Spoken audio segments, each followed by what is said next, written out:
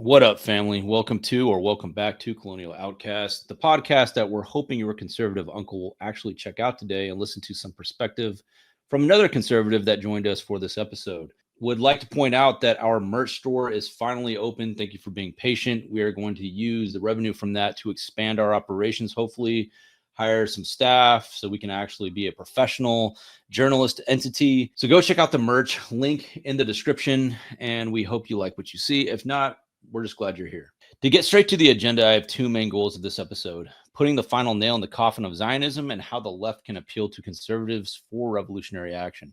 Ironically, we've brought on a conservative veteran who authored and indexed an extensive guidebook on how to crush Zionist arguments, debating points, red herrings, and all of its other deceptive talking points that we have heard tirelessly throughout this past 18 months as we've watched in genocide unfold. And this guidebook will be uploaded onto our Patreon for free. So you can check it out, download it, and use it to your advantage to finally put the nail in the coffin of Zionism, because I am tired of debating it. I am tired of arguing with it. I am tired of arguing with unhinged, psychotic, and sociopathic Zionists over basic points of humanity that all of us should be embracing no matter what our ideology is. We've also brought on Mia, who is a friend of the podcast and advocate for Palestine's right for liberation and an anti-ICE activist. My veteran comrade here coached Mia in using this guidebook to debate a Zionist, actually. So thanks for coming on, y'all.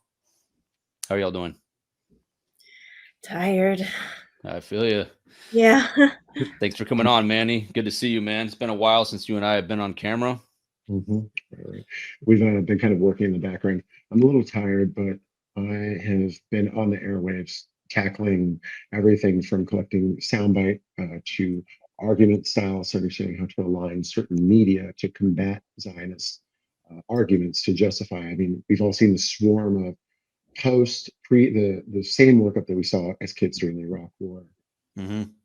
Trying to gear people to go up for the Iranian, trying to fight Iran, but thank God my faith in humanity has been restored no matter what political ideologies you follow. The amount of Americans that said no, when you have people like Charlie Kirk going, should we go to war? And 400,000 people say no. That is a big shift. It's a good sign. And it's a good sign.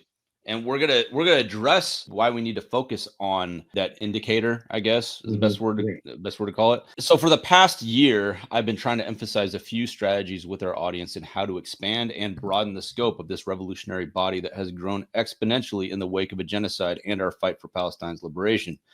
Key among those strategies is that we need to start reaching out to conservatives. And the reason why is simple. It's math. And we all will be either dead or enslaved within a corporate feudalist dystopian future by the end of the decade if we don't.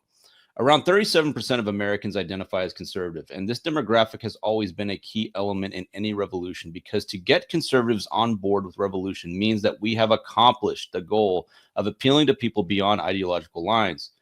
It is always a healthy sign that a revolutionary storm is brewing across the board, because it reflects a deep desire for hard material change instead of just an academic or intellectual movement driven by purist ideals.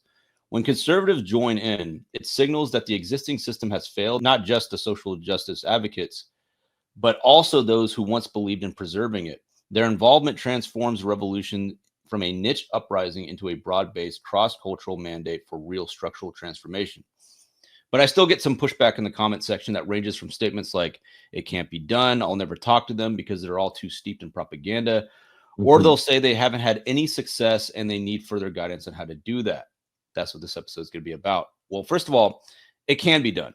I know this because I've done it. I brought conservatives over, but even more importantly, Fred Hampton of the Black Panthers did it, which is how the Rainbow Coalition in Chicago was formed and why the FBI designated him as their top priority target to assassinate. The real question y'all should be asking yourselves is, can you match up to Fred Hampton and his level of revolutionary outreach? It's a high bar, family, but I believe you can do it. And to prove to you that conservatives can be reached and can join in solidarity against not only Zionism for Palestine's liberation, but also against the entire establishment of oligarchical power. We've brought on a conservative who's not only been fighting for Palestine and against Zionism, but also against the neoliberal, neocon, bipartisan, corporate, purple MAGA hybrid operating under the alias of the Democratic and Republican Party. Thanks for coming on.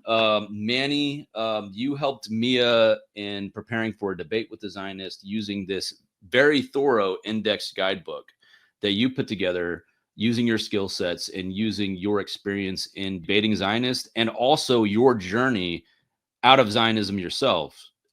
Just like me, I was once a Christian nationalist, conservative, evangelical Zionist before I went to Palestine at the age of 18. When I left Palestine, I was radical. I became an anarchist. I saw Palestinians as my family that I will fight to the death for, to the day I die. Well, first of all, like Mia, like when you were being coached by Manny, what was the biggest evolution of thought process that you changed about how you approach debating Zionism? Well, one of the main things was Manny was telling me how to categorize people based on their argument styles, based on the topics that they chose. I had never even considered any of that. And now that I think about how um, right-wing activists are affecting our education system and taking away things like emotional intelligence. Emotional intelligence is a huge thing. Being able to read how somebody thinks and feels and manipulation tactics, that's a big deal. Being able to kind of defend yourself like mentally and emotionally in a situation. Having this type of information also protects people from, like, say, abusive relationships and stuff like that. So me being able to figure out whether somebody was more debating in like a historical context, if they were using a more like emotional kind of leverage for this topic, that was really helpful. You know, kind of having to watch somebody and see which format they used kind of allowed me to reposition myself to set myself up in a good way so that way I could debate them back. Otherwise, Yeah. you know, I'm just like saying things off the top of my head that they already have rebuttals to, rather than saying something that's constructive and actually addressing their questions or concerns and really combating this Hezbollah that's come out. And we see the same thing happening with these ICE detentions too, where people are starting to use this propaganda to kind of demonize what they say illegal aliens, which are really just undocumented people who are literally going to their asylum hearings, doing this legally, but they're framing it in a matter where they're making it appear as if it's illegal when in fact it is not, and having to combat that publicly is probably just, you know, a semi uphill battle. But again, it's where people either don't know where to find the correct information, or they don't know the argument style of somebody else, and they don't know how to properly ask the questions to receive the correct information. Yeah, you bring up an interesting point that they're using the exact same playbook from the past year and a half in justifying the extermination of Palestinians on now with ICE with the migrants. It's the same dehumanizing propaganda media blitzkrieg where people are they're rolling out the label that migrants are, instead of being terrorists, they're criminals, they're rapists, they're narco terrorists. That's the new term that they're using to instill fear. They're narco terrorists. And it's just Laura Loomer's comment of, oh, now we can feed, you know, 65 million people to the alligators. I was like, this is probably the same shit that Zionists talk about when they talk about yeah. Palestinians. They're like, oh, what's 2 million people in Gaza? Yeah. So when I chime in on that, the reason what part of one of the reasons that brought me over from being on supporting candidates when I found out this extent of how very anti-American they were and being more pro-Israel and pro non-humanity. That's a big one, pro non-humanity. I want you to coin that. Is that you see there's are things that you do to protect a constitutional republic, right? And then there are actions in which your government is acting in the service and interest of a foreign government, and you begin to recognize when your government and their laws are compromised. Prior to this, a whisper of Project 2025, one of the other things outside of me being, growing up pro-life, right? Understanding that you don't have women, you don't justify the killing of women and children, is seeing how they separated children in ICE detention centers. And when you understand how deep the ICE detention centers go with how the cartels are trained to use kids as mules. I grew up between Chicago and Florida. Those are very, very well known gang associated and cartel associated and human trafficking areas of the US outside of Los Angeles, New York, and some other country, some other parts of the country. And when you see these politicians lie through their teeth and try to extract the same playbook that's sold by the same lobbyists, peddled through the same halls of Congress, it started making me put my Thomas Massey thinking cap on and start asking myself, where's the respect for our Constitution and where's the respect for humanity? Everyone, and this is a nation of immigrants. When I see that our current president has, and I know that we're taking a pivot here, when I see that our current president, all of his former spouses were from another country, but of a certain color or origin, right? And then I see that his own mother was an immigrant from Scotland that probably came during post-famine, right? We know Ireland, Scotland were impacted very seriously. When I see people who were the children of immigrants of a certain color, very parallel between Donald Trump and Netanyahu in Israel, we see the web of connection. Netanyahu's family immigrated from Poland or wherever, right? They adopt the same racist ideology that even as a conservative, you go, that doesn't fucking make sense because you're an immigrant too. And me being part, my mom's American. I come from a family of immigrants on my dad's side, right? So it begins to make you question how you're raised and what your values are wound around here. Or your foundation of your values. When you see this very people who claim to have the same values that you do, regardless of what religion, what political leaning you are, when their ability to acknowledge another group's humanity has gone out the window, and you see their blatant ability to lie, the idea of make America great again, but your leader bends over for a foreign power.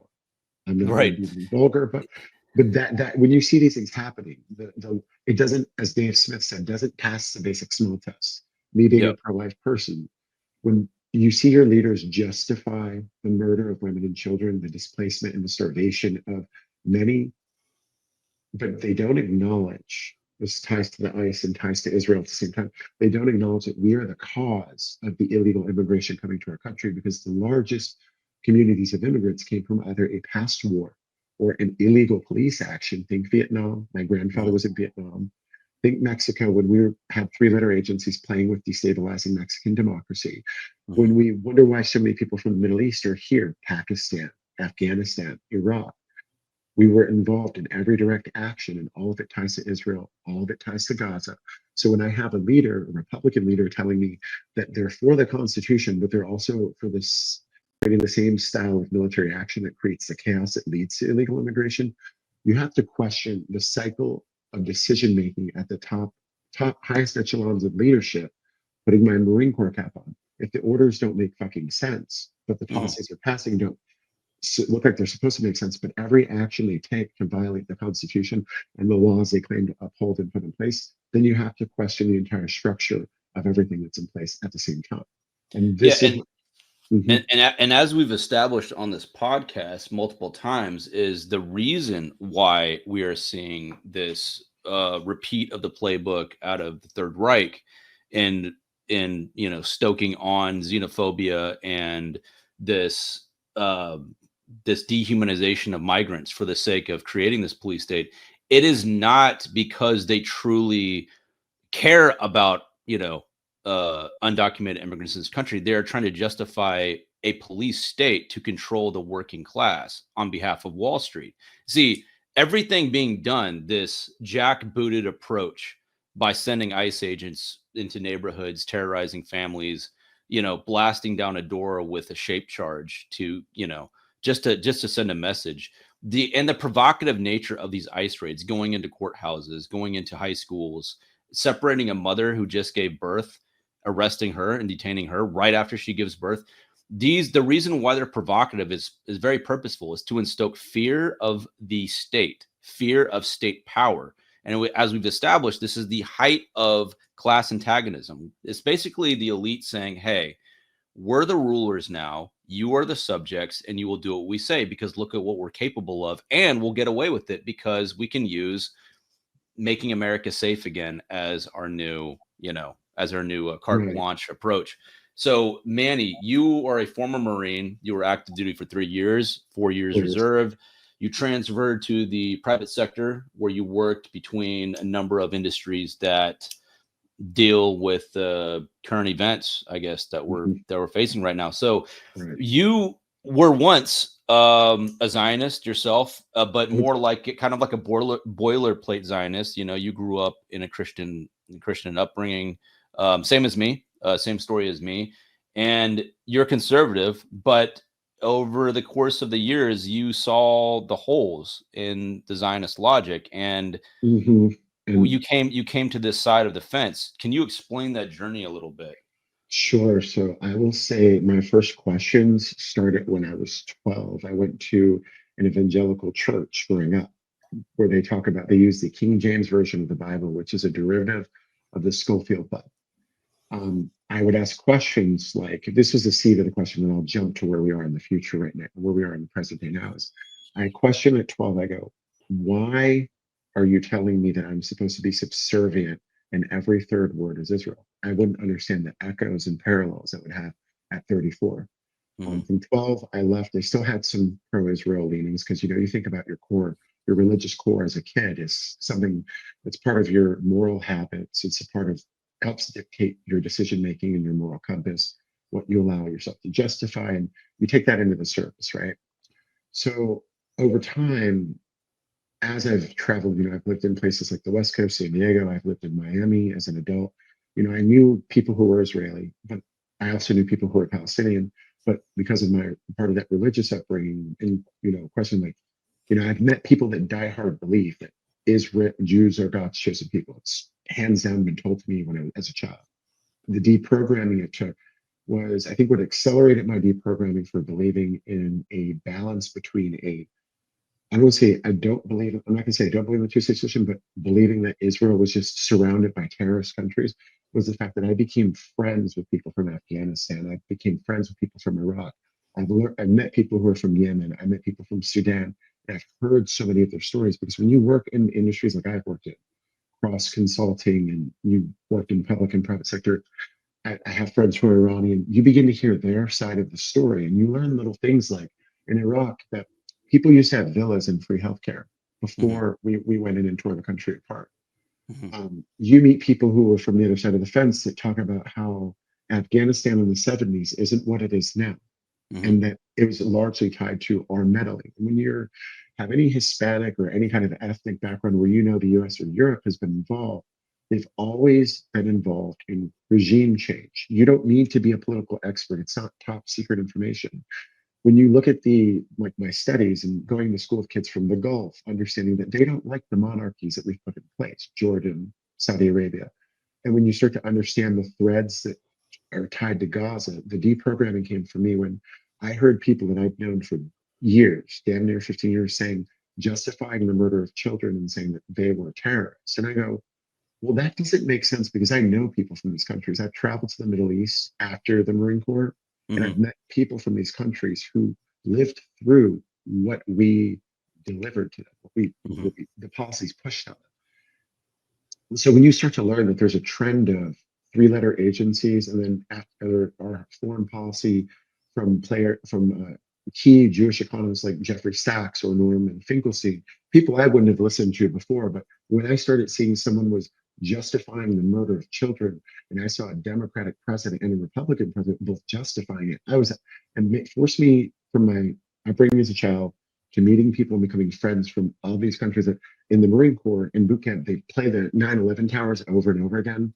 being knocked down, and they say, and then they tire you out during something called the crucible, and they say, people want to kill you. So they have a whole programming set up to make you not question it. But if you're someone like me who you started questioning things even more, all of the years of compressed upbringing from childhood to adulthood, your own moral compass, meeting and becoming friends with people from these countries, Palestinians, Libyans, right, Iranians, people from Yemen, you start to question the very structure that you were taught to support. And then when your own personal viewpoints, going from being boilerplate, yeah, you know, because I grew up evangelical, I thought I should be pro-Israel, to wait, no, that's really fucked up. And Palestinians have more in common with Americans. Pardon my language. I know viewers don't like to hear people swear, but it's the only way I know how to describe the situation. When you realize how similar the history is between Palestinians and Americans, both dealing with the British problem, and then you understand in the background that an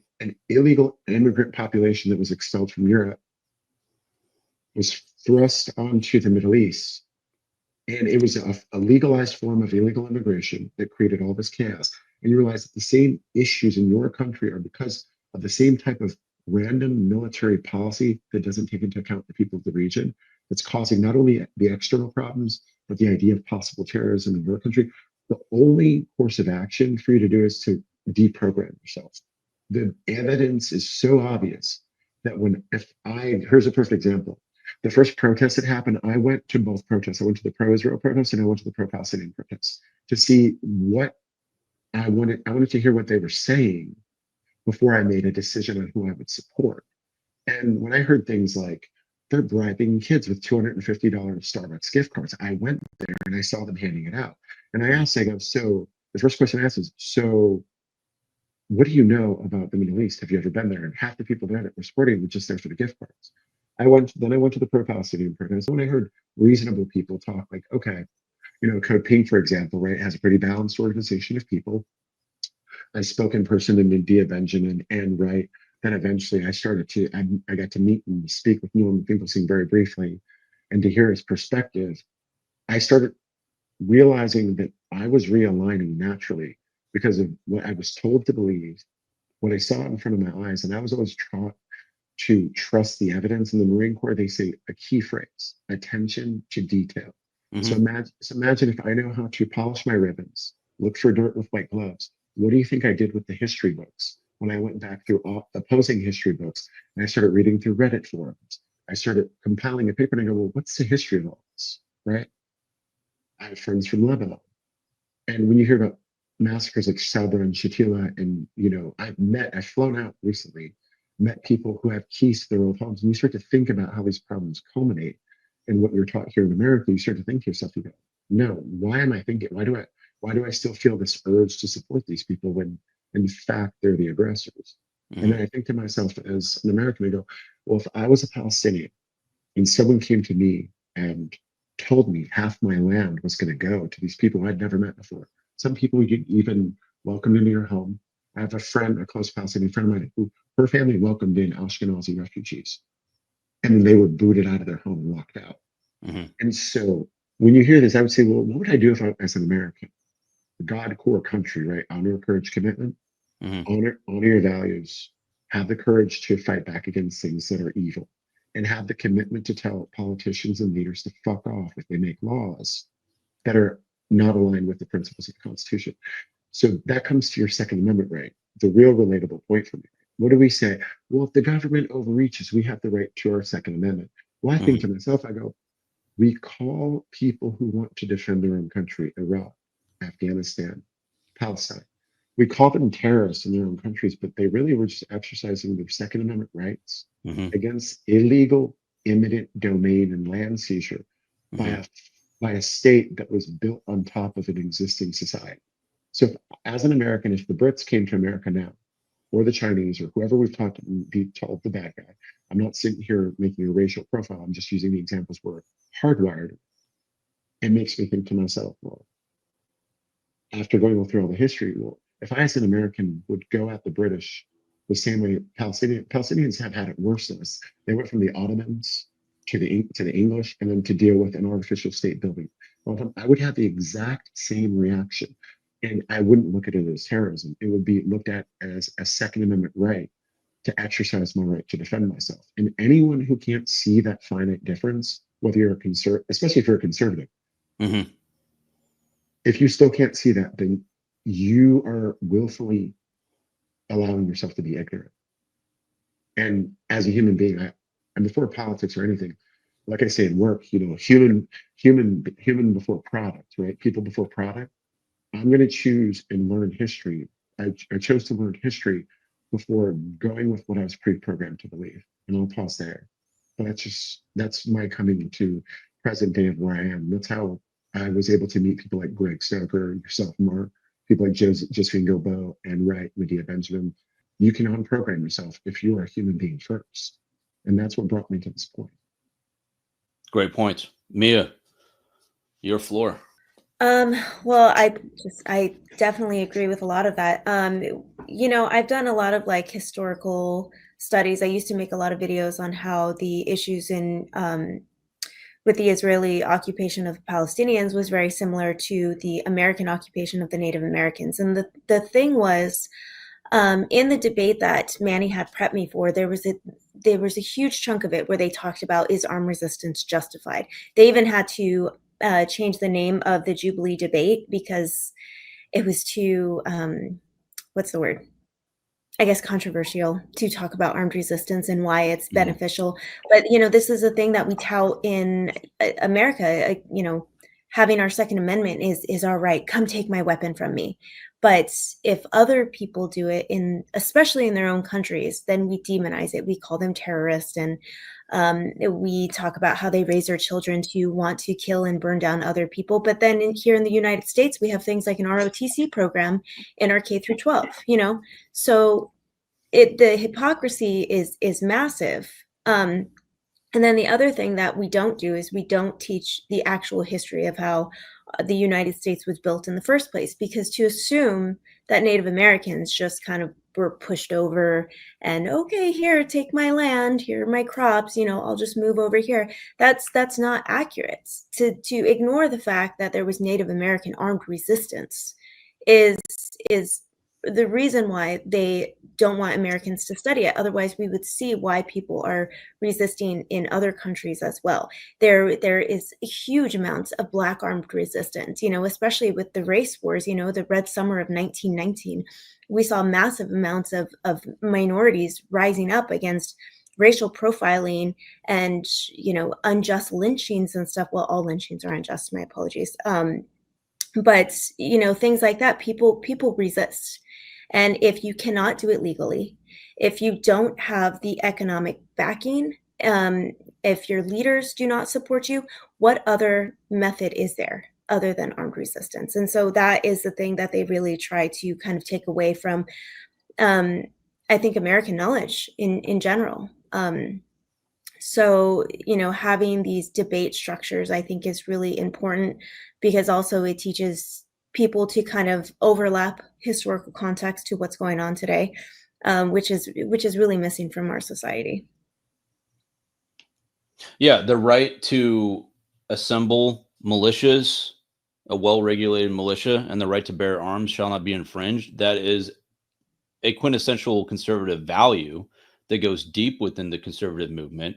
And suddenly that rule just doesn't apply when the billionaires want to infringe on that right within other countries. And I think that's where the connection point needs to be made with conservatives, as you've outlined a lot of great points, Manny and Mia. One of the connections we have to make is the fact that we talk about how the one common language that conservatives and the left do talk about are the elites. You will see that word repeated on both sides. Even if the two sides don't talk to each other, the elites is a common word. And whereas conservatives say, yeah, the elites are taking over. They're taking over our small businesses. They're pushing policies on us. They're corrupting our politicians. They're bribing. They're getting us into wars. And then on the left, you'll hear the same thing, that the capitalist elites are, trying to enslave us with, basic non-livable wages. We deserve the means of production that the elites have now confiscated from us, the working class. We just have to connect these two themes, and I think we will find the magic sauce for revolution. We all share the common enemy of the elites, and those same elites sent us to war. And those same elites are pushing racist rhetoric through the mainstream media to get us ginned up for war and giving up our rights for that sake. So go ahead. Sorry, Manny. So I want to come in here on this, and I'm going to go on a hot mic, and I'm not going to give a damn. Go for it. We're all about They've been trying to sell us the same shit since I was 11 years old and I was living in Chicago. And I remember them playing the 9/11 videos over and over, same playbook, same, like just like when I was in boot camp. They want to kill you because they hate America's freedoms. And then when you finally have friends who die in these conflicts and you experience the firsthand PTSD of pulling men and women out of a PTSD episode, Mhm. right? Barricading themselves in rooms from the evils they committed, or even trying to kill themselves. Cue the Iraq war veteran who was stop lost, who yelled at George W. Bush. It's a very famous video that's been viral. That he says, "It's because of you that my friends died." When you have them playing the same drummed up playbook, claiming that the elites try to, and let me be very specific, I'm not going to use the word elites, the people who have aggregated resource-based power of the United States and have created a monopoly on basic infrastructure that should serve the people, all 350 million, no matter what your ethnicity, no matter what your background, orientation, religion, as long as you're an American or you're living in America, supporting our country, you deserve access to that infrastructure. And the same people who control that infrastructure are the same ones who are between the Fortune 500 companies and also serving in office, getting rich off of damn near impossible odds, 300 to 1 odds, going from a salary of 150,000 a year to being worth 50 million, Q Nancy Pelosi and others, right? And they're all on the same ticket, claiming that during election cycle that they want to get this young man or woman between age 18 and 45, coming from a poverty background of 30,000 or less, probably somewhat reliant on the system, which is why the things like the GI Bill are so appealing, because it's assistant welfare with a uniform and a good mission behind it. That's what I came to come to my conclusion. I'm not downing anyone's time and service, but that's what I felt like when I got out and I realized what we were sold. Mhm. And when you look at now, the way that they drummed up the playbook, took to the airwaves on Instagram threads, Instagram, mainstream media's cancellation and deplatforming of people who had counter voices, the silencing of anyone famous who spoke up against what was happening, Mhm. the constant release, and I know I'm not crazy, the release of scheduled release movies to spark certain sentiment on Instagram, not just Instagram, Netflix, Apple TV. You know how you remember how some in the background, some movies are pushed up to get national sentiment going. Cue the background investigation done by Candace Owens, right? What a lot of people not agree with. But if you hear her talk about the Pentagon has a key sector that looks at movies and what to select to get national sentiment going. The way the mainstream media somehow, they would say the mainstream media is the fourth estate when it is not. It's not there to protect you against corruption. It's become complicit in driving us towards war, selling the dream to poor kids in America or poor immigrant kids who want to get their citizenship. That was pre-Obama. That changed after Obama. When they used to offer out citizenship to anyone who served in uniform, they probably wouldn't have made it a home alive, to this most recent attempt at getting Americans to go to war with Iran. They Mhm. tried to package and sell the same bullshit while manipulating the fringes, creating the political chaos to gear us up for it.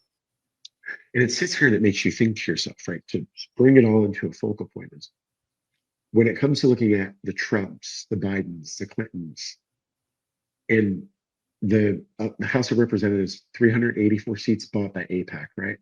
Mhm. And the suppression and inclusion of people, former Intel people who served in like Unit 8200 in Israel, who now have a chokehold on meta policy, right? And this whole systemic end-to-end digital infrastructural mainstream media and social media process has been meant to brainwash Americans. It really takes you a step back and makes you think about it's not elites. It is a group of people who have been saying what they've been saying, and we're just now waking up and noticing all at once. Mhm. But the next step is what you're saying, and the next step I think is important is finding out how to isolate those people and remove them from the levers of power. That Yeah. is we saw how Iran was packaged up. They really thought that they had the support from everybody, and in reality, the needle of power has shifted. The needle of public opinion has shifted. Mhm. And when they try to sell you another Iraq, when I've met people from Iraq, I've heard stories about how countries were more successful before we went there and the chaos we've created after. It makes me think to myself, well, the revolution was already here. It's already here. It started with Luigi Mangione. And what we're seeing is an effect of Mangione. A lot of people haven't woken up to the fact that we're already in the revolution that you would think would happen quicker. But when you have the murder of a healthcare CEO, the assassination of two low-level foreign diplomats or embassy aides from a foreign country, the murder of a representative from the House of Representatives, it's already here. The question is have you accepted that this is what's going to happen? Right. Now, I'll pause there, and that's from them trying to sell this to us. All the acts, the things that have led up to this point. We're here. We're at this point. It's now time to help people get their heads out of the sand and stop thinking that it's possible to vote these people out of office when you have to look at where the source of money comes from and where the power levers are. And that's what we need to be seizing. I'll stop there. That's I want to jump in on the propaganda thing because I have the stupidest example of this. So one of my favorite movies was remember, was it the Zohan movie with Adam Sandler? What was it? Don't mess with the Zohan. Yeah. Don't mess with the Zohan. Yeah. So it was about an Israeli and a Palestinian, and them falling in love, and a lot of the things that they projected onto us was it was a both sides issue. So they really wanted to kind of normalize, equal level of blame on this, when in fact there's no equality when it comes to this matter. When you just take a basic fucking look at it and don't listen to mainstream media about it. But then the other thing that they did that I noticed that was really kind of underlining was the main character was an Israeli counter-terrorist. And so that framing, that wording is automatically assuming that he is in self-defense mode as an Israeli Mossad agent, that he is the one kind of protecting himself, that the terrorists are on the other side there. And so that kind of just like sets the stage with who's the guilty party and who is the innocent party. And it's something basic like that, a fun, feel-good movie with a love story at the end, kind of having this liberalism, because it portrays it as like, oh, the Arabs and the Jews are uniting together. That so saying that like, oh, peace is possible. We just have to ignore the injustice done to the Palestinians and just move on from responding to it in an armed way. Right. Sorry, and the blame is on the Palestinian side too, by the way. Yeah, exactly. But you know what people, and this is something from my political science studies in college, something I learned from a very good professor named Joseph Limer. Look him up. He was my political philosophy professor my very first semester of college. I did my first semester of college in San Marcos, California. And the first lesson he taught me was Hegel's dialectic. Hegel's dialectic is a pattern of evolving problems from one point in time to another. But something that you're never supposed to forget in Hegel's dialectic is that it is strictly and simply cause and effect. But where Zionists and where a lot of our bought out politicians who are part of the Uniparty, let's be very clear, there's no more mincing words, there's no more giving leadway. Yeah. The Kamalas, the Bidens, even Obama, right? Even the Bushes and the Cheneys and McCains and everybody in the background are all part of this uniparty. And what they all have in common is they all refuse to acknowledge the historical dialectic of cause and effect. They believe that, oh, well, there was Judea, but now there's Israel. It's only established state since 1948. I'm done mincing words. That somehow this magical hatred bubbled up to the surface. And it just came from nowhere. It's a surprise. It's a shock. And then in stories like when you see movies like Don't Mess with the Zohan, oh, there's equal blame. No. Let's take this back a bit. And this is my conservative mindset coming to the front. We blame illegal immigrants for illegal immigration, but we don't acknowledge the fact that we started the fucking war or the police action that destabilized the economy in their country. Think Chile, Isabella, the Allende family, Allende assassination, the Sandinistas in fucking Central America. That you go with it. The Brazilian general we supported that was a dictator over Brazil for the longest time. We look at areas of Africa recently, Libya was stable. We knocked it out. We wonder why we have so many people that immigrate to our country And we go, well, why do they hate us? Why are they so violent, right? But it comes back to the dialectic of cause and fucking effect. You create everything, and when you look at Israel, Palestine, right? When you look at those with Zohan, and these are very three parallels, but they're all on the same track with the same cause and effect. Something happened, but our leaders don't want to acknowledge that what they did had a hand in it happening. Hillary Clinton, Benghazi, we all know about that, right? The bombing of Libya, the bombing, the invasion of Iraq, the 1948 understanding that the U.S. supported, and the U.S. and the U.K. supported the Balfour Declaration that forced a refugee population onto a native population under the guise of that they were the same Semitic religion, not tribe, not ethnicity, Semitic religion. Because remember, they try to say the semantics are anti-Semitic, but when you understand that the anti-Semitism weaponization is what's used to cover the fact that a refugee population was forced on the native population. Yeah. They use movies like Don't Mess with the Zohan to justify or to equally parse out blame, but they don't acknowledge the catalyst event, historical event that got this situation there in the first place. They're using selective history.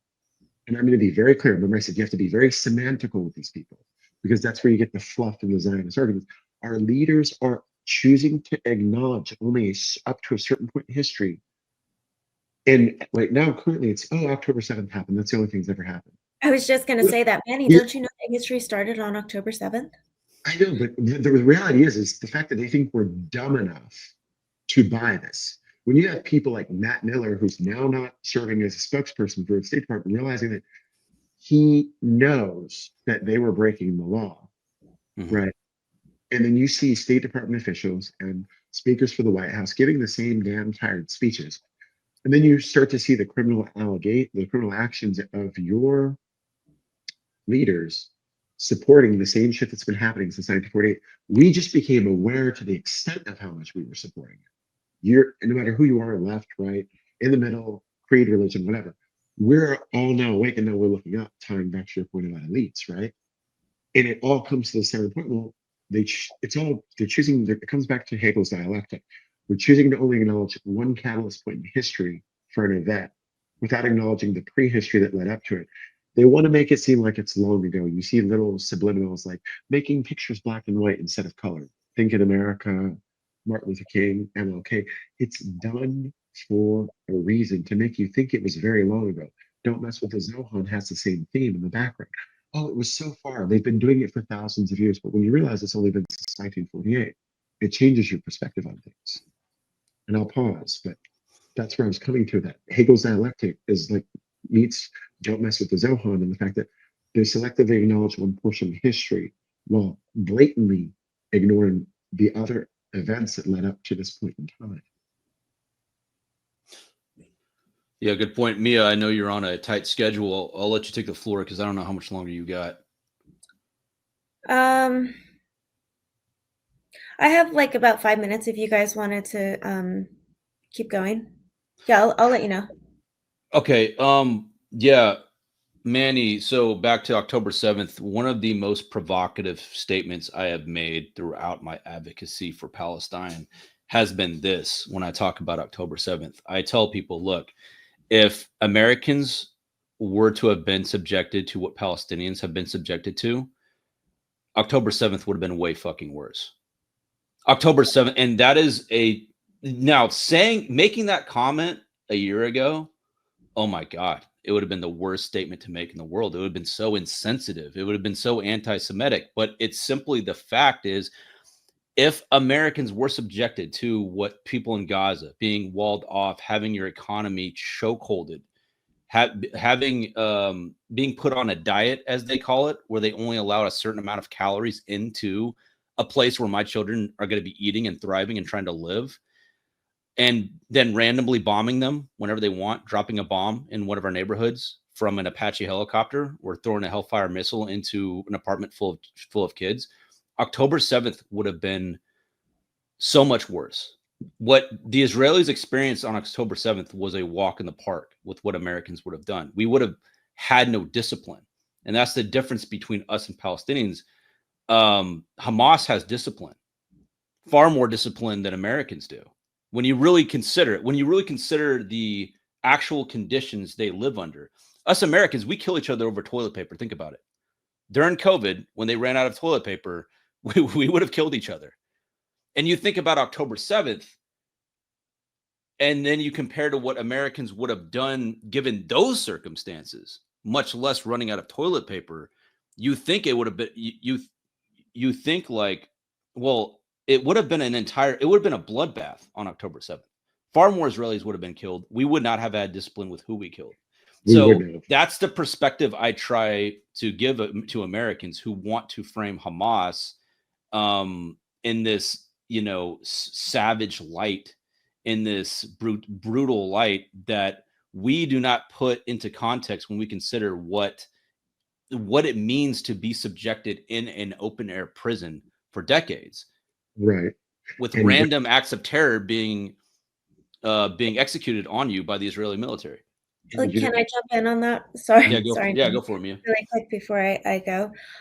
So understandably, when there's crime, perpetuated in areas that have like low economic standards, low education, availability, low access to resources and stuff like that, it's understandable that crime kind of grows in those areas, and there's nobody else to blame except for those who perpetuate those lack of resources onto that population, which is the Israelis. The Israelis are responsible for anything that is happening inside the Gaza Strip, whether it be like economic issues, not having water, them having, perpetuated crime, having weapons in that area. I've read one study where they said after, because they go back and forth with the blockade with how strict they are on it. There was a period where they had lifted parts of the blockade and they were allowing more resources to go in, more food, more medical supplies and stuff like that. And what they noticed was during that time that there was less trafficking of weapons and other things coming in through the tunnels. Now, how are you going to tell me that they're able to track the amount of weapons that are going in and out of the Gaza Strip, but they don't know where these tunnels are? They don't know where their hostages are. How are they able to say, oh, this, when we allowed more food in, there was a decrease of trafficking of weapons? Like, it just, them having that kind of knowledge tells me that they are refusing to tell the public the exact amount of surveillance that they have on this population, and they are just firing on them, pretending that they don't know. Oh, well, we believe that there's a command center underneath a hospital, when in fact I'm 100% sure that they know for a fact that there is no command center underneath a hospital. They know where these weapons are actually coming into. And the reason why they are having these weapons in the first place, and these people feel that they have to defend themselves, is because they are constantly being under attack, both legally, economically, and physically. And, to build off that point right there, we say crime proliferates in areas that are underserved, under-resourced, and underinvested in at state and local governments. You look at the south side of Chicago during the 90s. I lived in Inglewood early 2000s before we moved out to suburbs. And crime perpetuates in areas that are historically neglected because of a certain population that's considered undesirable. African Americans, Hispanic Americans, Palestinians in the Gaza Strip and the West Bank. It's a strategic and structural policy redline that's been in place for decades. Think district redlining when only Blacks and Hispanics could buy property on one side of the city, but certain neighborhoods were cut out for Caucasian Americans. And this is, you see how much my viewpoint on things has changed over time. And so when you look at things like, when you have a military that is able to enable automated genocide of AI, I have experience working with AI, artificial intelligence. I know that when you work in software, that you can set up a little thing called tables and categories, and you can generalize the demographics within AI, quote Palantir right here. And if they're able to use Palantir and Intel supported software to run these algorithms that can generally profile a person. We know facial recognition exists in iPhone, right? and they're able to cross-reference and scrape publicly available geo-synchronized location data. The lady who had kids who was killed by a bomb when the husband walked out to go get birth certificates, right? If they have the ability to do this, how do they not know where the command centers are? If when you look at a lot of the videos and propaganda that is the Israeli government posts, they have literally infrared and topographical, they have sound-based technology. Remember, Israelis get the first of everything we have. They don't get exactly what we have, but they get the first of everything we have in topographical image surface penetration type software, and the ability to geomap and heat map a certain landscape, and the ability to see, like, a perfect example is the ability to penetrate underground and to see possible structures underneath pyramids. If there LiDAR. is LiDAR, if there is a tunnel, they can find it. If there is metal to uphold those tunnels, you can detect the metal up to 500 meters below the surface. And Israel has been funded and armed with all of this technology. So you mean to tell me that they don't know where the tunnels are, but they can find someone with AI and target a family? Where's daddy? Q, where's daddy, right? Spotting a family, but they can't find Hamas tunnels. But they claim that the problem is they have this revolving door of propaganda that now we have woken up to understand that they're lying. And for them to say that they can't specifically target, they can't target specifically, or they can't see the tunnels, like you said, underneath the ground, right? But they have all this technological availability to geoscrape data and to target a family within a specific building. We've already seen that they could conduct precise attacks. It puts you back on, it makes you step back 3 steps as an American, and you go, okay, they're telling us, they're perpetuating this war to on an undesirable population that they've already starved to the point of violence. Coming back to your point, Mark, where like you said, as they were bringing in food, they noticed that when they provided the resources that Gaza needed, that the necessity for weapons and arms went down, meaning that meeting Maslow's hierarchy of needs, food, shelter, and security, right? Just meeting that a little bit could reduce the amount of terrorism they receive. But instead, they've decided to lay siege to this population, therefore perpetuating the need for terrorism. Because if you're anybody, like you said, if you're anybody put under pressure, whether it's police in America stopping you and frisking you early 2000s, just murdering you because you look a certain profile, or in this case, they've profiled all Palestinians to do the same. They've made terrorism a necessary tool. And to Palestinians, terrorism it's not terrorism, it's survival. And yeah, it's survival. How is it that we could, kill over 1 million Iraqis by bombing them? How is it that states can level an entire city and bomb entire apartment complexes and that not be designated terrorism?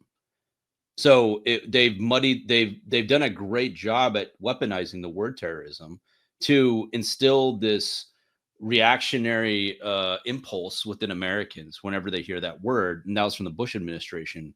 But I feel like the potency of the word terrorism is wearing off, right? It's dying out, just like anti-Semitism.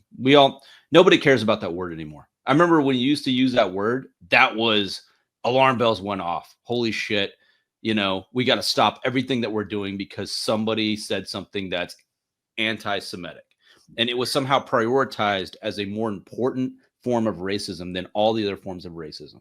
Like every other form of racism against Arabs, racism against Palestinians, racism against Black people, against Hispanics, all of those forms of racism are not as important as anti-Semitism. So it's been weaponized so much.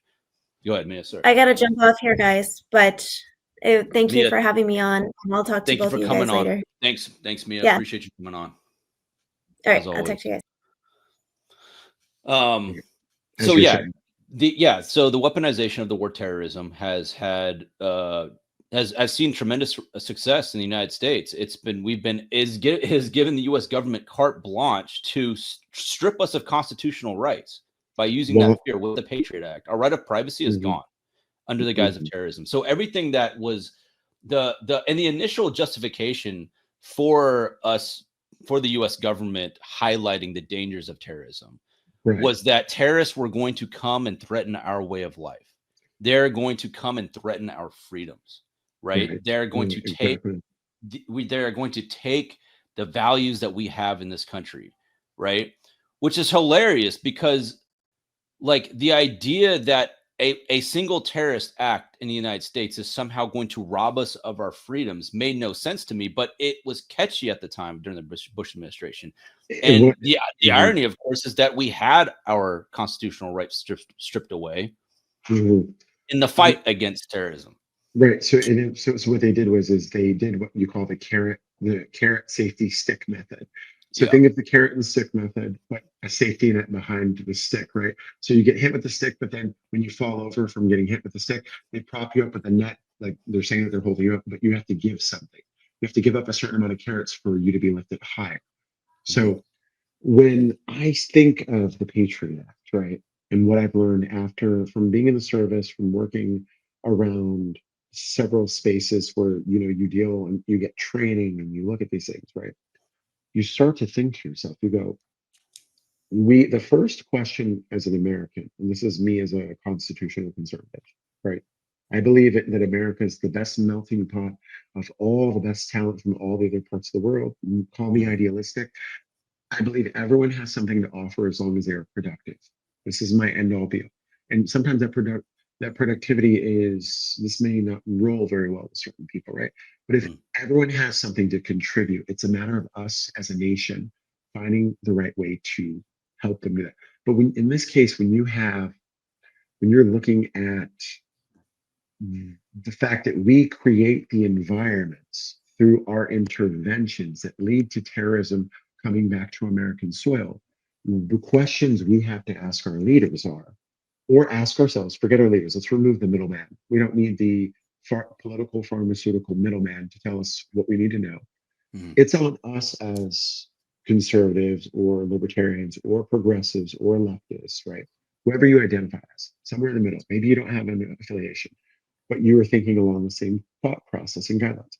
The questions we should be asking ourselves are: why are we allowing our presidents to send 911 forces like the Marines, right? The Marines got sent to Vietnam before there was never an actual constitutional act, declaration of war since World War II, or the fact that B-52 bombers were sent to Iran to bomb nuclear reactors when there was a clear DNI intelligence statement that stated that there was no evidence of a nuclear weapon being developed.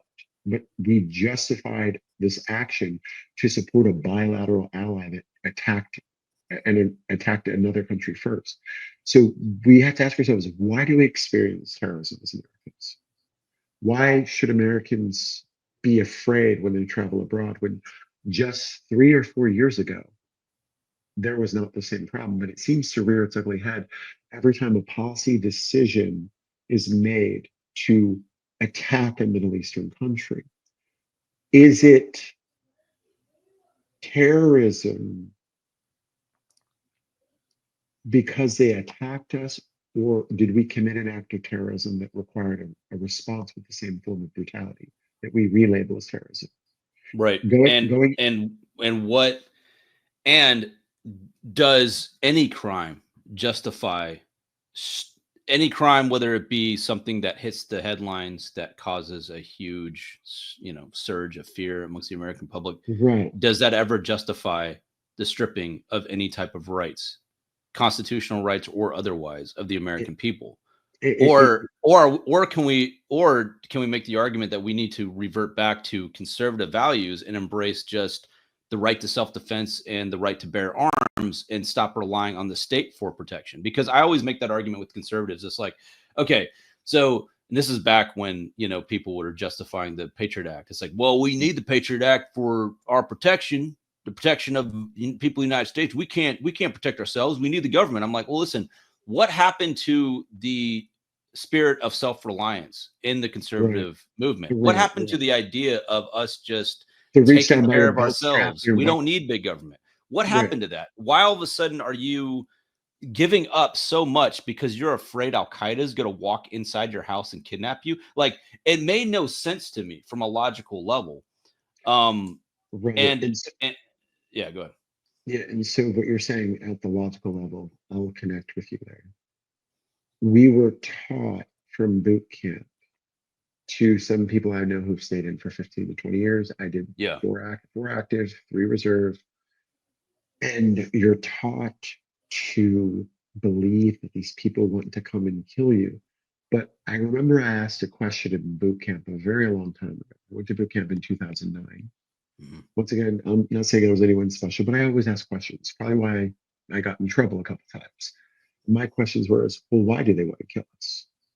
That you hear that small echo, the pause, the Yeah. echo of the question. Yeah. Well, we wonder, as conservatives, why does Parvarthi, Almarama, or I'm generalizing. I do have Arab friends, so I'm not making fun of an ethnicity. I'm just trying to be Right. as I'm trying to just create what the typical, Yeah. Yeah. Yeah. the patriot yokel sounds like. Because Yeah. there are people who still are coming out of their shell to not think like this. They're going, Allah "Well, Baghdadi. Yeah. Yeah. why does Mr. Saddam Hussein, Osama bin Laden, Alba, blah blah blah blah blah blah blah blah blah, insert the long name and add a very scary pronunciation to it with a very typical American accent. Well, Yeah. why are they angry at us? Well, when I see photos of Iraq in the 1950s, Afghanistan in the 1960s, Syria in the 1960s, right? We're told that these places are backwards. And we are told that these places had no democracy, but cue the word Mossadegh. You're going to hear me use that a lot. Iran had a democracy before a monarchy was installed, and the monarchy was overthrown by a religious national uprising Mhm. because it was a reclamation of power. And I'm talking about Iran. And when you look at the different countries about terrorism, Al Qaeda wants to go. We funded Al Qaeda at one point as a counter to the Soviet Union. But we don't acknowledge the fact that we had a hand in creating our own boogeyman. And we're And funding ISIS. we funded who's in charge of Syria now. But they were so bad, and it was such a buzzword from 2011 to 2015. Yeah. So you stop and think about it to yourself. You go, where did the boogeyman come from? And in reality, it comes from the decisions of our policymakers. Yeah. We create our own. You have ever heard of the term "you are your own worst enemy"? Yeah. In our case, our leaders have been the American people's own worst enemy. And Yeah. as a result of their decisions, we've become subjected to the possibility of terrorist attacks when we as a nation have so much wealth and so much capability to properly build up other nations that would greatly be our allies if So the given the question opportunity to. Yeah. so the question is what you just touched on, how were they able to get Americans to see the boogie, like how are they able to get conservatives, Uh-huh. and how to how do I rephrase this? Are How are you they asking about? how are they able to get conservatives to look at the boogeyman on the outside and not look at the what I call the Epstein class that has been engineering all this from the beginning? And Sure. how are they constantly able to divert their attention as a conservative yourself? But to following up with that question, part B of that one is, are you seeing finally a breakthrough in awakening amongst conservatives that, hey, we've been manipulated this whole time. We've been Yes. manipulated to hate our, and I want to take this step further. Have we been manipulated to fear the boogeyman on the outside when they've been screwing us over here in the homeland? And is that Mhm. same awakening going to happen when it comes to ICE? Because that's the next boogeyman that they're trying to manufacture consent for. Is Right. Right. Is this is idea the ice? they're ginning up this new term, narco terrorism, Well, the fentanyl crisis. we have to separate these two because these are two different boogeymen. Yeah, they're two different things, but they're related. They're related. And where they're related at is they're related on the point that the Al Qaeda boogeyman is the external threat that they realize that the bloodworm or the catfish bait has run out of flavor and that the people are not nipping it anymore. So Yeah, they need a new there's external terrorism, Al Qaeda, domestic terrorism, scare under the guise of pointing out a specific ethnicity or profile of people to redirect attention from those in power to a class of a subclass of and I want to say subclass, a subcategory of the working class of people, so that they can still divert class attention, is what you're Yeah. referring to. So when I Yeah. come back to the what has woken up conservatives, and I might have been the first wave. I think you met me 2 years ago. I was one of the Mhm. first wave. I said, well, I don't understand everything that everyone's saying, but this is what I see is happening. And this is what led to the HTP method, which will be put out after this podcast, is I looked at the history of the issues that were presented to me and how they were expected to come across. And I go, well, why am I being expected to interpret it one way, but when I read in a book or I read in a Reddit forum, it's telling me that there's an entire alternate part, there's another side of this history that paints a picture of the whole conflict. We funded Osama bin Laden. We created Al Qaeda. We abandoned we created Al Qaeda and the Taliban. We created our own versions of boogeymen, and Mhm. then we abandoned those boogeymen when they at one point were a military ally, an important strategic military ally, or we've cycled portions or segments or sects sects of those same groups, depending on what agenda it served for what administration was in power. And then Yeah. we wonder, well, when the capture of the conservative mindset, now what I call the great noticing, the great awakening, the great noticing, the looking up that's happening right now, is Mhm. that there enough men, women, and children have been, or not men, women, and children, but men and women of fighting age have died on behalf of these foreign wars. 4,400 in the Iraq War, Americans killed across all Mhm. services. 32,400, or probably between 32,400 and 32,600. And I'll provide a source link at the end of this talk so that you can provide these sources Yeah. that show that we lost a lot of people lost a lot of lives, or they took their own lives later because the way the messaging was packaged and trapped our mindset. It was, oh, well, they didn't tell us what they did, but randomly we got attacked one day, right?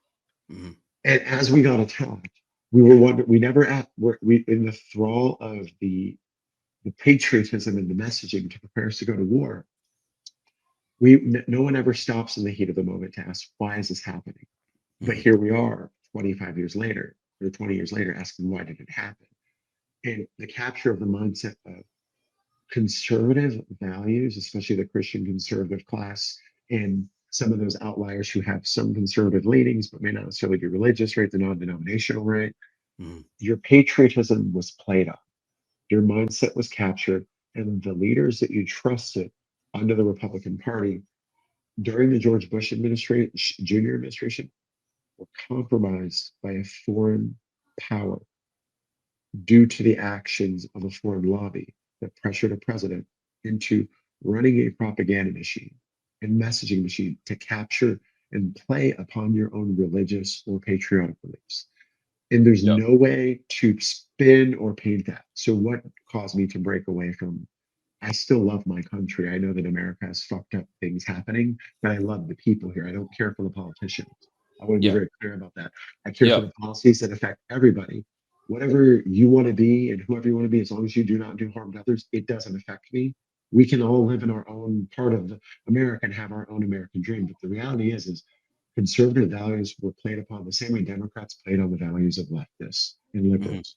Mhm. They pretended that policy was going to be the solution to all of our problems. And in reality, coming back to this Al Qaeda boogeyman and domestic boogeyman, they've run out of room to play between which boogeyman they could play. The international boogeyman, no one's fighting debate anymore because we understand the actions as Right. recent as this random attack on Iran that was not provoked, but was pushed because Israel attacked Iran itself and put itself in the fray and dragged us into it. They no longer have an external boogeyman because no one believes it. There are so many people who are in rebellion, open rebellion, whether on social media, whether through direct action, whether through protests, because we see the lies of policy and laws passed against us slowly tightening the noose around our neck. Yeah. And so as we feel that, it was only natural as a human being, as a conservative, to say, well, I'm hearing what these leaders are saying. But the amount of lives we lost in unnecessary wars when what they claimed weapons of mass destruction, nuclear fission and fusion, right, existed. A lot of conservatives are breaking through and going, well, a lot of them do have a large religious majority. This is understandable. I don't tend to be more religious, but there is a large religious conservative majority, 35% or so, right? From the heartland, from rural places like the northern parts of Texas to the valley, the breadbasket, out to the northern parts of Michigan and Wisconsin, right? All the way out to Idaho, Wyoming, right? Large portion of people who serve in the military. And then you add a few people from New York, Los Angeles, places like Florida, right? In the mid-Atlantic, and a lot of those conservative beliefs or those policy-based beliefs that we might have that's supposed to make our country great, whether it's for education and infrastructure and healthcare on the left, or making sure our country's safe with security on the right. We've all come to this point where we're all becoming the bird that's not even the bird. We're all becoming the gorilla, the 800 pound gorilla who's broken through the glass and gotten into the cage. We were the generation of 9/11, but now we are old enough to have the voices and the influence to say no more. And this is what scares. This is why they use in the shift between boogeymen. They used Al Qaeda, ISIS, ISIL, all. But then now we found out that we funded Al Qaeda, we funded ISIS, we had a hand in creating ISIL, we created the Yeah. civil war in Syria, and we've. It's always been about regime change. It's been about government change. Yeah. If we Now, could, yeah, and the domestic boogeyman, the narco terrorist, you said, right, is what you want to know about. So how is this? exactly. We're going to move on to that boogeyman. But before we do, I Yes, want to address this question. Most of our audience is left leaning, right. radical left. If you had to give them advice on how to best reach out to conservatives and help them waken up to revolutionary thought, especially in regards to how the American right has been manipulated and how they can create a bridge for them to come on board with some type of class solidarity, Right. what advice would you give them? The advice I would give them would be, and I went to, remember I said earlier, I went to both the pro-Israel protests and the pro-Palestine protests before I made a decision. Mhm. You yell too much your moral fundamentals and you immediately judge people on the right who are now waking up, who don't immediately fundamentally align with you. Purist ideology, being a Puritan, is not going to get you allies. If you want people on the right to be your ally, you need to focus on the things that matter. You need to focus on pro-life. You need to focus on pro-humanity. My first wake-up call was, how can I be pro-life with kids here? You may not agree with the fundamentals of the entire movement behind that, right? But if you strip all your moral if you strip down all your moral superiority complex that most people on the right and the left suffer from, you just go to the basic foundations. Those basic foundations are, I said, how can I be pro-life with children here, but be okay with seeing the death of children on my screen for 19 to 22 months and just completely ignore it? You need to appeal to their humanity. And then the second part is, there's two other parts of this. The second part to that is we are all, we're all pro-humanity. We all want a good life, but we understand that the policies in place are not achieving or accomplishing that for either one of us. Mhm. You don't have to agree with every one of my fundamentals. You don't have to agree with my moral foundation. You don't even have to like me, but we have to work together. If you want Yeah. to appeal to a conservative mindset, you need to focus on the policies that the pro-life aspect, the policies that mutually affect both of us, taking away our rights, targeting our ability to live our own version of the American dream, right? Mhm. And the third part is the appeal and understanding that Palestinians and Americans have, and Americans and the entire Middle East have more in common with one another when we realize that we've both been victims of the same manipulation, and then we've both been victims of the same slaughter. But let me be very clear on the American side, the conservative side. We were brainwashed into going into uniform to participate in the slaughter without fully becoming aware of what the intended consequences of that slaughter would be by the policies we at the time willingly enacted. Remember, a large majority of the American military comes from the bottom 10% of society. I grew up poor. I lived in shelters. I only knew so much. I'm not making an excuse for the actions, but for those people you want to win that are having their moral compass shift to acknowledge what they did, not only in the veteran community, but for those people who voted for leaders who supported this madness. Think of people who supported people like Ted Cruz, who are now like, why are you doing this? The former people who supported Trump, like, why would we voted for you to fix our country, but you did exactly the opposite of what you said we would do. Focus on the policy, the failed campaign promises, the conservative leaders at the representative level, at the Senate level, at the gubernatorial, the governor, state level, and the presidential level have failed to deliver, and say, and tie it back to policy. When you can relate on the pro-life or the failure to meet policy objectives and the failure to focus on our infrastructure, which is what we both really want. It's just two sides of the coin.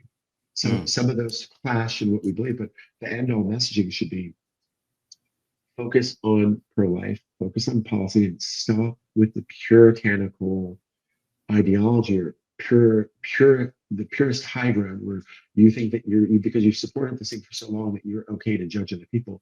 As Colonel Douglas McGregor said, we need a wide umbrella. I used to not watch people like Norman Finkelstein before, but here I am. I used to not watch people. I used to sometimes watch Manny Hassad. I used to never watch Democracy Now! The way I do. I used to never watch Judge Napolitano. I used to never go to the protests because I thought that they were radical. But here we are, unlikely bedfellows.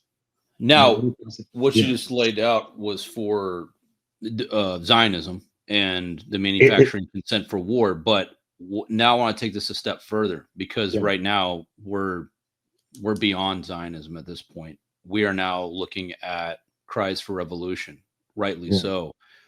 What is it going to take to bring conservatives in the context of advice for people on the left who want to reach out to conservatives?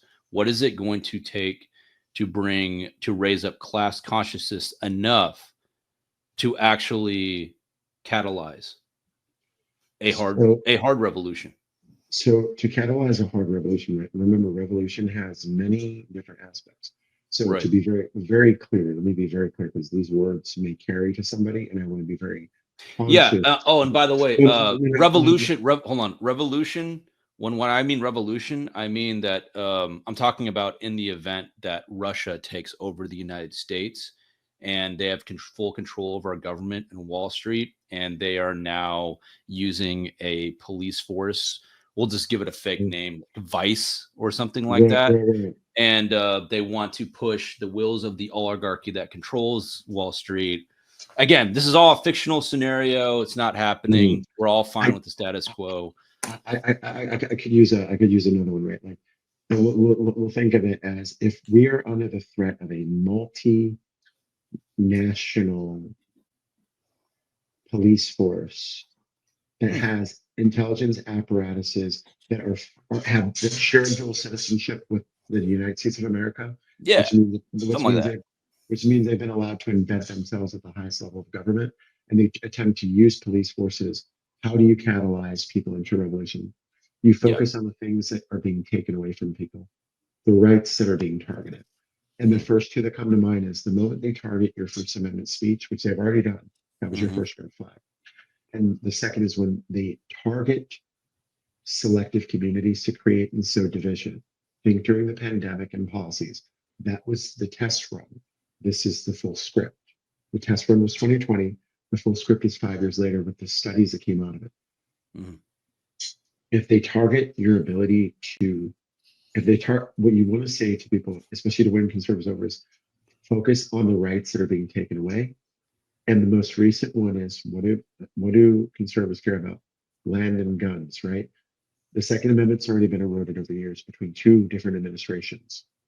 The next one is the act of eminent domain. If you look at the big beautiful bill that passed the Senate and Congress, it erodes the differentiation between the federal level and the state level to seize homes, property, and land.